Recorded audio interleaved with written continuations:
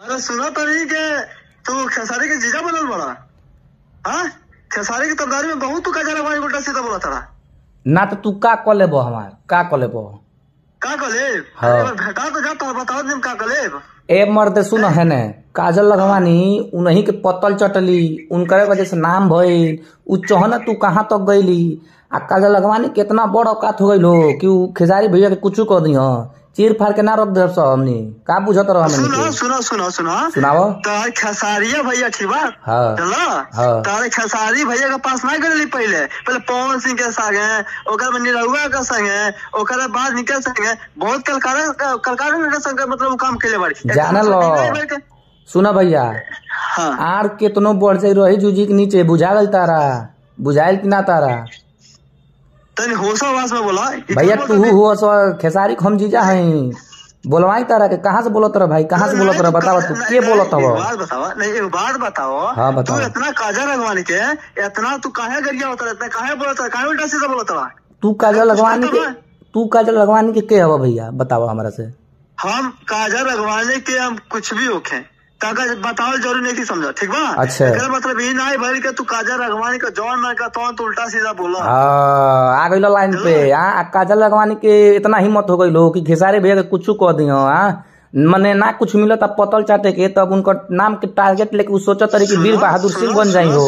सुना आगे आखिर मतलब तू ही समझा अगर खेसारी लाल उनका संग ऐसा कुछ कर नहीं रहता तू वहाँ के ब्रॉडकास्ट चैनल पर काहे इतना सब कुछ हंगामा मचैले रहता है। अगर उनका यही बात से सुना है ने अगर उनका के यही बात से डर रहे कि खेसारी हमारे साथे हो कर देना तो उनका साथे गईली काहे लगैली आ चपक के वीडियो काहे बनैली इवेंट सुनो है ने भैया तो साथ में नहीं रहेंगे तो बताओ क्या करेंगे सब बताओ भैया सुनो है ने इवेंट रहल त का खेसारी कॉल लगवानी के कि तू हमारा गाल पे चुमा लो वो अपना मन से उनका गाल पे उनका होठ पे चुमा ले ली मतलब भाई के खेसारी के तुम रखे ला बड़ी। हाँ वह सब कमवा तू है कैले बड़ी खेसारी लाल यादव थोड़ी कैले बना खेसारी लाल यादव थोड़ी कहना कि आवा तू हमारा बेड पे सुत। बाबू बाबू बाबू सुना तू बच्चा बड़ा ठीक बा बाप बनने की कोशिश मत करा ठीक बा। जौन चीज तो नहीं पता वो चीज के बारे में ज्यादा दिमाग मत लगाओ। फटो जन गरियावा तो ना जन गरियाव तो काजल लगवानी के उल्टा सीधा बोला था तनी बाबू तेने अपने हैसियत में रह के बात करा। का कॉले तू हमार हम बोलब हम तू का कॉले हमार का काजल लगवानी के उनको कह दो कि हैसियत में तनिका बोला ना तो खेसारी लाल यादव के फैन कुल जब पागल होले सनो ते आदमी लोग के घर से भागे के पड़ जाला बुझा गल तारा। बाबू अगर हम पागल हो गए ना कहानी का छोड़ के भागे पड़ी सब चीज पूरा फैन पुलिस सब भुला जी बोलो तनी के। अच्छा भैया तू कहाँ से बोलो तारा हमारा से बताओ ना या तो हम वही जी आ जाए तारा से मिले ना तो तू हमारा लगे आजा हम गोरखपुर से बोलो तानी भैया तू आजा हमारा से गोरखपुर मिले अबो बाबू आ जा गोरखपुर आ जाए आवा भैया आवा बिल्कुल आवा तो स्वागत बा गोरखपुर में। हैसियत में रह के बात करो हैसियत में बानी भैया तो तारा से हम उनका के अंट बोल रही नहीं बना जा बाबू अभी तो बच्चा बड़ा अभी पागल ना बना ठीक बा। अच्छा अरे बच्चा बड़ा अभी खाए पिए कुमार बा काहे ऐसा पूरा मतलब मतलब एकदम हंगामा मचा बड़ा काहे ना मचाए नहीं बाबू गलत बात बा बात समझा तू उनका के गलत बात बा काजल लगवानी को उल्टा सीधा बोलल बंद करो। काजल लगवानी के सुनो जब हमारा दिमाग सटकी ना अच्छा तब बाबू हम घरवा से टंगवा लेते के। अच्छा काजल लगवानी के पुराना भतार बोलता लगा भैया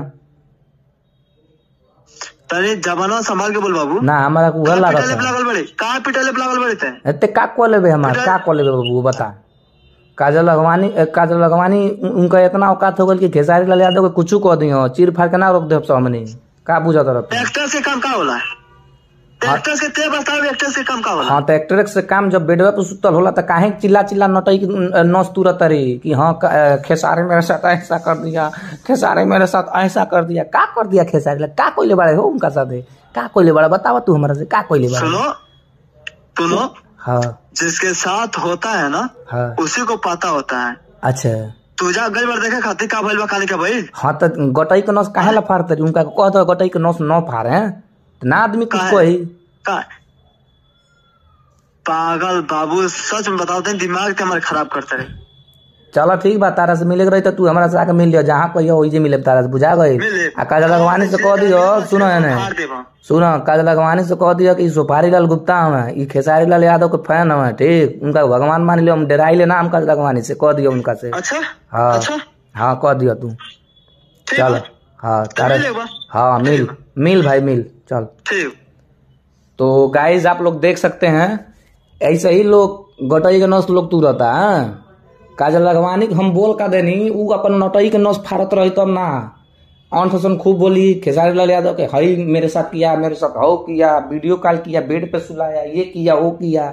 हम वह बात हम कह देनी ते आज एकदम उनका आदमी लोग हमारा फोन कर धमकी लोग देता है आ उनका की लागत काजल लगवाने की कि हम उनका से डरा जाए। माने ऐसा ऐसा चिरकुट लोग से 4 पैसा के कुत्ता लोग से हम डराए हो डराए वाला बानी। खेसारी लाल यादव के कुछ कही तो दुनौली से मारल जाये दुनौली से बुझाई। तो भैया प्लीज रिक्वेस्ट करतनी ये वीडियो खूब है सब शेयर करी ताकि एक हम पकड़ लें है कौन हमारा से फोन करके काहे लपती होला। ठीक ना भैया। ठीक है भैया धन्यवाद भैया आप लोग के।